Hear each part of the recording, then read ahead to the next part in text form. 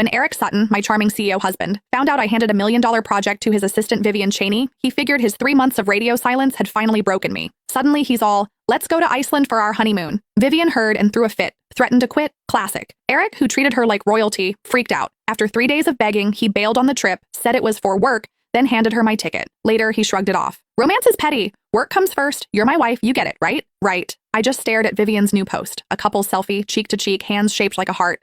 I didn't say a word, just nodded. Eric thought I was finally playing the role. Calm, supportive, mature. Promised an even better honeymoon when he got back. Too bad I'd already quit. Too bad he'd already signed the divorce papers. We were done. On day 2 of Eric and Vivian's little honeymoon, I wrapped up my handovers and hit HR to make my resignation official. Not even 10 minutes later, ding, approved. By Eric, of course. Guess Mr. Sutton couldn't wait to drop her. At least she knew when to back off. Yeah, sticking around would have just made it messy. Wonder what she's gonna do now. Why do we care? We're out here scraping by on scraps. She's his wife. She could quit and nap for a year, still be loaded. As I packed my stuff, they stared, barely hiding the smug looks. Nothing new. Everyone knew Vivian and I weren't exactly besties. And Eric, my loving husband, always took her side, sometimes straight up embarrassed me in front of everyone just to keep her happy. So yeah, the office turned on me fast, all desperate to suck up to her. I let out a dry laugh. Sorry to disappoint, I'm not quitting out of heartbreak. I'm leveling up, just got hired at double the pay, killer benefits, didn't even glance at their bitter faces, grabbed my stuff and walked out. Then, of course, Eric called the second I hit the sidewalk. I'd been rehearsing how to break the news, but the second I picked up, he goes, I sent you a file, finish it and send it back within an hour. So yeah, he still had no clue I'd quit. I almost laughed, opened the file. It was that same project I'd handed over to Vivian. Classic. She got the credit. I did the work. And when it crashed and burned, I took the hit. At first I said no, but Eric kept pushing.